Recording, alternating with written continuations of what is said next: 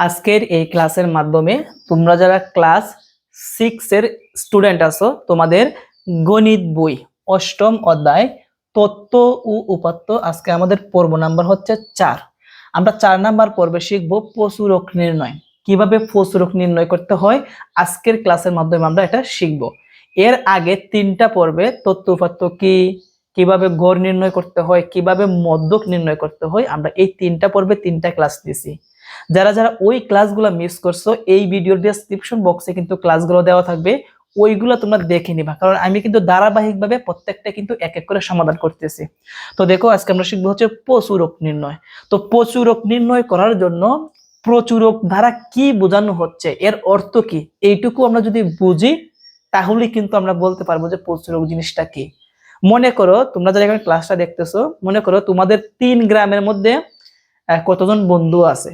3টা গ্রাম মিলাইয়া তোমাদের কয়েকজন বন্ধু আছে। মনে করো একটি গ্রামে কয়েকটা গ্রাম, এই গ্রামের মধ্যে আছে হচ্ছে মনে করো 8 জন আছে। কয়জন আছে? 8 জন। আর একটা গ্রাম হচ্ছে খ, এটার মধ্যে আছে কতজন? মনে করো 11 জন বন্ধু আছে। আর একটা গ্রাম হচ্ছে ঘ, এটার মধ্যে মনে করো 7 জন আছে। কেমন? এখন তোমাদেরকে যদি প্রশ্ন করি যে তোমাদের গ্রামের মধ্যে কোন গ্রামের মধ্যে বন্ধুর সংখ্যা বেশি, তখন তোমরা উত্তরে কি বলবা? যে স্যার, খ নাম্বার যে গ্রামটা আছে এইটার মধ্যে বন্ধুর সংখ্যা বেশি। এই যে আমরা বেশি কথাটা উল্লেখ করছি, এটা দ্বারা বোঝানো হচ্ছে প্রচুরক, মানে প্রচুর, প্রচুর, অনেক। তার মানে আমরা প্রচুরক দ্বারা কথাটা বুঝি যে প্রচুর, অনেক, যেটা বেশি বার আছে এটাই হচ্ছে প্রচুরক। তো এখন আমরা শিখবো হচ্ছে তোমাদের পরীক্ষার মধ্যে কিছু উপাত্ত দেওয়া থাকবে, এই উপাত্তগুলোর প্রচুরক কত, এইভাবে তোমাদের পরীক্ষার মধ্যে আসবে। এখন এই উপাত্তগুলো দিয়ে কিভাবে আমরা প্রচুরক নির্ণয় করব, আসো তোমাদেরকে আজকে আমি সুন্দর করে আমি শিখিয়ে দিব প্রিয় শিক্ষার্থীরা। তো এটা শেখার জন্য সর্বপ্রথম আমাদের কি করতে হবে তোমরা জানো? আগে দেখতে হবে যে উপাত্তগুলো দেওয়া আছে। আমি আবার বলি, এখানে যে উপাত্তগুলো দেওয়া আছে দেখবো এগুলা ছোট থেকে বড় সাজানো আসেনি, নাকি এগুলো এলোমেলো ভাবে আছে। আমরা তো প্রথম ক্লাসে শিখছি তত্ত্ব উপাত্ত 2 প্রকার, একটা হচ্ছে বিন্যস্ত উপাত্ত আর একটা হচ্ছে অবিন্যস্ত উপাত্ত। বিন্যস্ত মানে কি? যেগুলো ছোট থেকে বড় সাজানো থাকে অথবা বড় থেকে ছোট সাজানো থাকে। আর অবিন্যস্ত মানে কি? এলোমেলো থাকবে, একবার ছোট একবার বড় আরেকবার বড় আরেকবার ছোট, এভাবে এলোমেলো থাকলে এটাকে আমরা কি বলি? অবিন্যস্ত উপাত্ত বলি। এখানের সংখ্যাগুলো আমরা ফলো রাখি। প্রথম আছে 85, 85-এর পরে দেখো 80 ছোট সংখ্যা, আবার আছে 95 বড় সংখ্যা, আবার 90 ছোট সংখ্যা। তার মানে একবার ছোট একবার বড় একবার বড় একবার ছোট দেওয়া আছে, এগুলো এলোমেলো ভাবে আছে, এটাকে আমরা বলবো অবিন্যস্ত উপাত্ত। পরীক্ষার মধ্যে কিন্তু এইভাবে আসে যে উপরের উপাত্তগুলো কোন ধরনের উপাত্ত, তখন তোমরা উত্তরে কি বলবা? অবিন্যস্ত উপাত্ত। বুঝতে পারছো?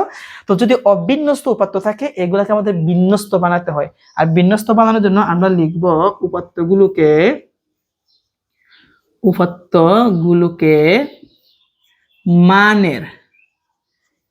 মানের ক্রমানুসারে সাজিয়ে পাই। তুমি অথবা এই কথা বলতে পারো যে উপাত্তগুলোকে মানের ঊর্ধ্বক্রমে, ঊর্ধ্ব মানে কি? ছোট থেকে বড়, মানের ক্রমানুসারে সাজিয়ে পাই।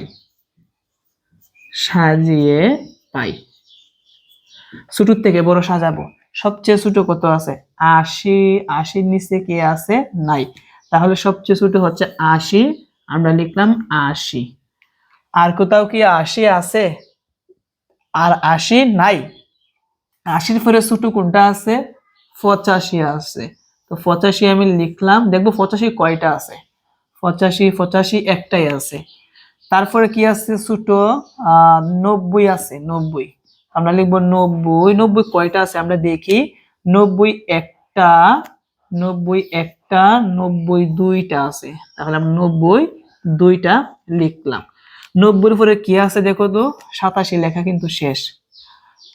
সরি, 87 কিন্তু আমরা লিখি নাই, আমরা আগে 87 লিখলাম 87। তারপরে হচ্ছে 90 দুইটা লিখলাম। তারপর কি আছে? 95 একটা, 95 দুইটা, 95 তিনটা, 95 চারটা আছে। একটা, দুইটা, তিনটা, তারপরে হচ্ছে কয়টা? চারটা। তারপর কি বাকি আছে লাস্টে? 100। দেখো, আমরা কিন্তু উপাত্তগুলো অবিন্যস্ত ছিল, আমরা কি করছি? বিন্যস্ত করেছি, মানে মানের ক্রমাণু ছোট থেকে বড় সাজালাম। এখন প্রচুরক কত, প্রচুরক কতটা দ্বারা তোমরা বুঝছো, যেই উপাত্তটা সবচেয়ে বেশি বার থাকবে এটি হচ্ছে প্রচুরক। দেখো এখানে কোনটা সবচেয়ে বেশি বার আছে, 80 বার তো একবার, 85 একবার, 87 একবার, 90 আছে 2 বার, 95 আছে 4 বার, 100 আছে একবার। তোমরা বলো কোনটা সবচেয়ে বেশি বার আছে? অবশ্যই 95 আছে 4 বার। তাহলে এখানে প্রচুরক হচ্ছে 95। দেখছো, আমরা মুখে মুখে বলে দিচ্ছি যে প্রচুরক কোনটা। তবে সৃজনশীল এবং সংক্ষিপ্ত প্রশ্নের মধ্যে লেখার জন্য এভাবে সাজায় লিখতে হবে। সেই জন্য আমরা লিখবো এখানে এখানে এখানে যে উপাত্তগুলো একবার করে আছে আমরা এগুলা লিখবো না, এগুলা সবার লাস্টে লিখবো। আমি আবার বলি, যে উপাত্তগুলো একবার করে আছে এটা আমরা লিখবো না, আমরা লাস্টে লিখবো। যেগুলা একের অধিক মানে 2 বার 3 বার 4 বার আছে এইগুলো আমরা লিখবো। দেখো এই তিনটা কিন্তু একবার করে আছে, এইগুলা লিখবো না। 90 আছে কয়বার? 2 বার, তাহলে আমরা লিখবো 90 আছে 2 বার, বানানে লিখবো 2 বার। 90 আছে 2 বার। 95 কয়বার আছে? 4 বার, তাহলে আমরা লিখবো, কমা দিয়ে লিখবো 95 আছে। কি লিখবো? 95 আছে। দেখো 95 আছে কয়বার? আমরা লিখবো 95 আছে 1 2 3 4 বার। 95 আছে 4 বার, 4 বার।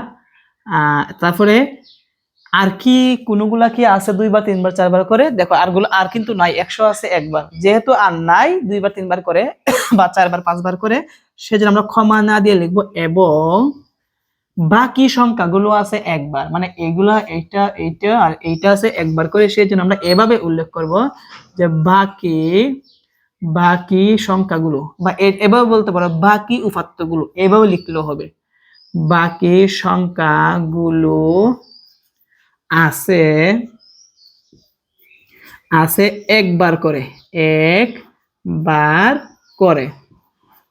সুতরাং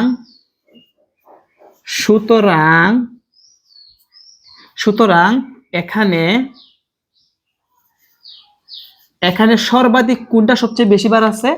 95। যেহেতু 95 সবচেয়ে বেশি বার আছে আমরা এখানে উল্লেখ করে দিব। সুতরাং এখানে 95 সর্বাধিক মানে কি? সবচেয়ে বেশি বার। সর্বাধিক কয়বার আছে? 4 বার আছে। 4 বার আছে। যেহেতু 4 বার আছে সেই জন্য আমরা লিখতে পারি অতএব নির্ণেয়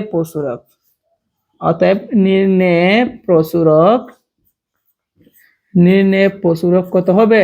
95 হবে। এটা হচ্ছে কি আমাদের উত্তর। দেখছো কতটা ইজি।